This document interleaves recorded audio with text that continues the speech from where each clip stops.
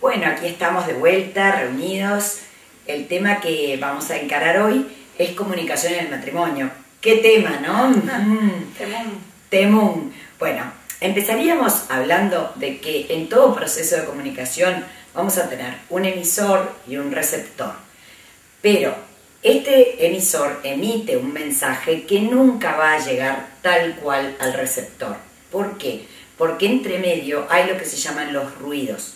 Los ruidos son las distorsiones que el receptor va a hacer, que no van a permitir que reciba tal cual lo que el emisor le quiso mandar. Y estos ruidos, ¿qué van a hacer? Van a ser cosas que van a tener que ver con nuestra historia de vida, con nuestra personalidad, con nuestros rasgos temperamentales, con las ideas que tenemos sobre el mundo, que llevan a que entonces distorsionamos siempre un poco. Y que es muy importante ver que la comunicación se mide por sus resultados.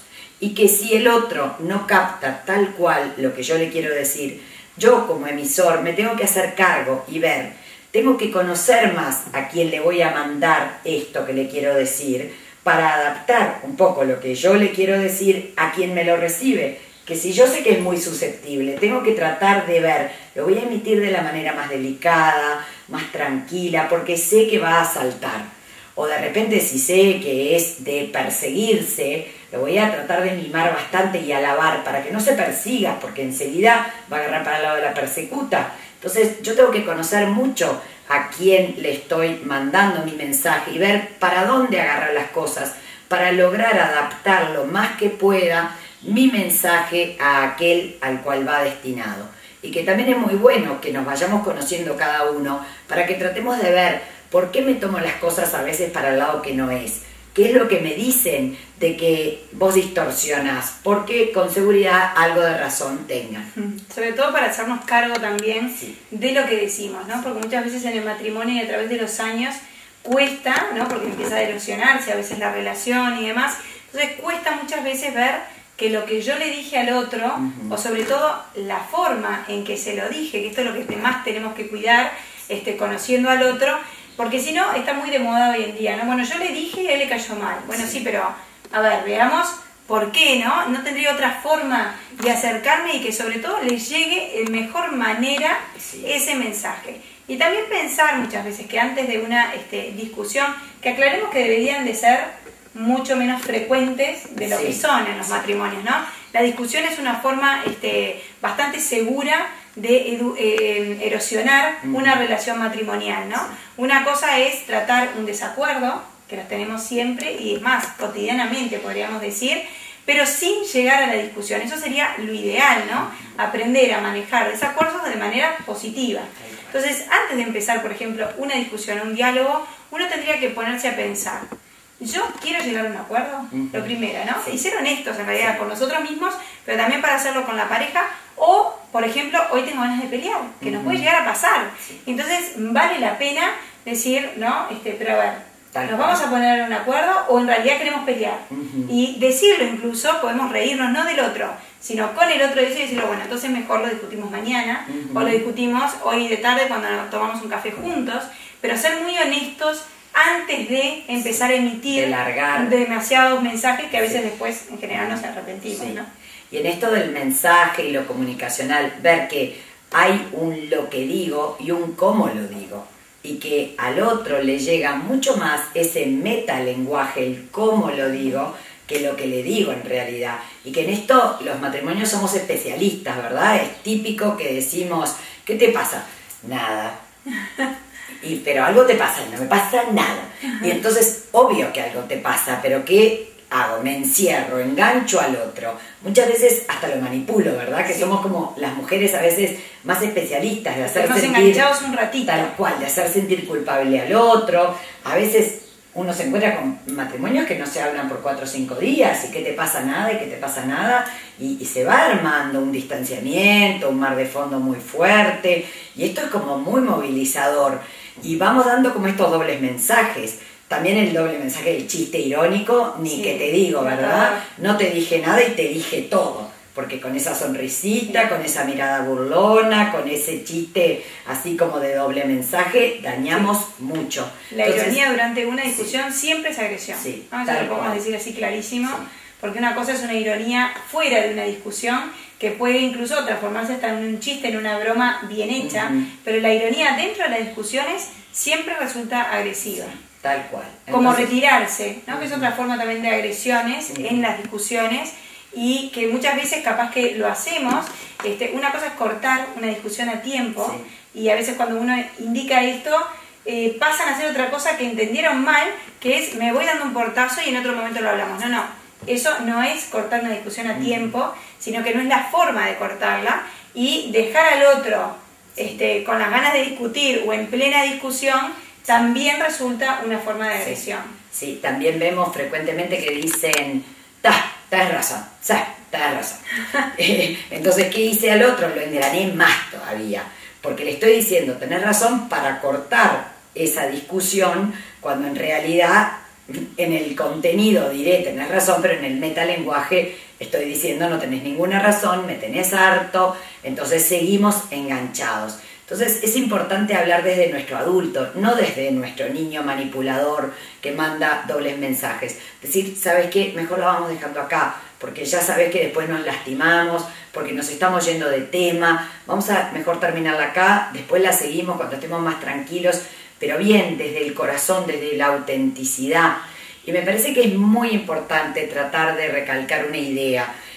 Una de las cosas que más cierra al otro en un diálogo matrimonial es la invalidación, que es hacerle sentir al otro que no estoy de acuerdo, no entiendo, desacredito, ridiculizo lo que siente o lo que piensa. Es decirle, no tenés permiso, derecho a sentir o pensar o necesitar tal cosa.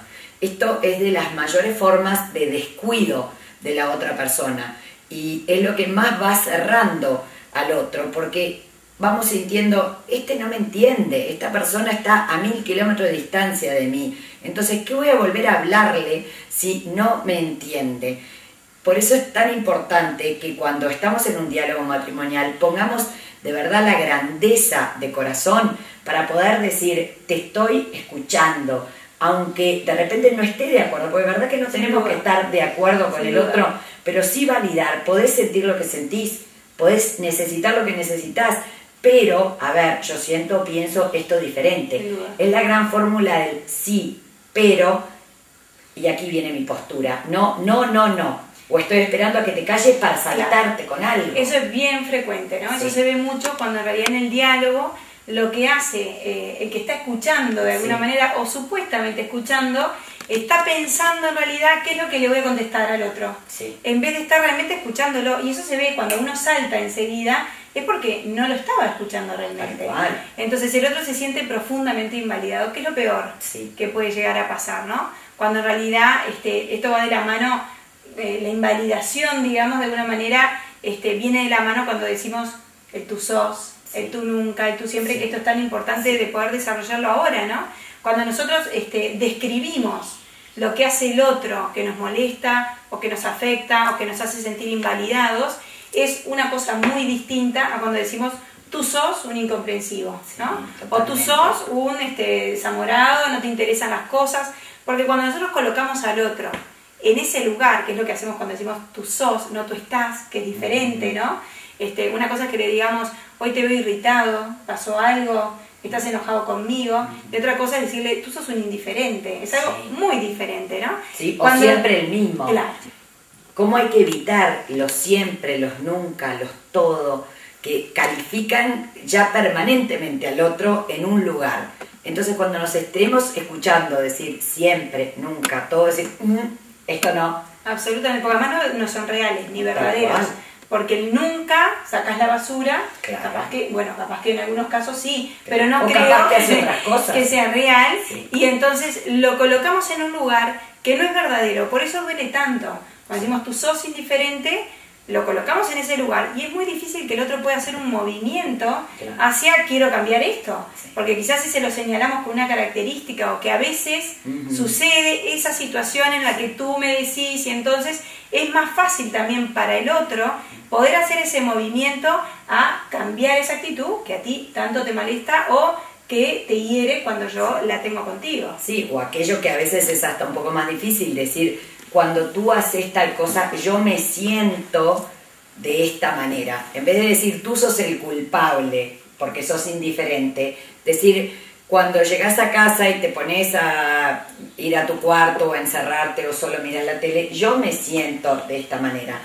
Pongo el problema en mí, que me estoy sintiendo así, no en ti, que sos tal cosa. Cambiar el mensaje tú, culpabilizador, amenazante, ¿verdad?, agresivo, por el yo. Es decir, yo me siento, yo necesito, porque de esta manera el otro conecta con lo que me está pasando. Sí, y además entiende más qué es realmente lo que yo necesito y qué es lo que hace que nos molesta.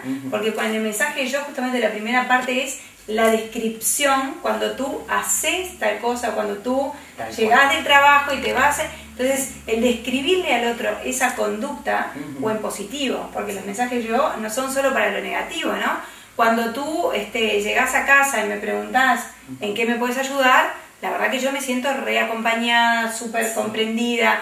O sea, lo usamos también en positivo el mensaje yo, pero sobre todo porque el otro puede conectar conmigo y entender qué es lo que está haciendo bien o qué es lo que está haciendo mal y que a mí me hace sentir de determinada manera. Sí.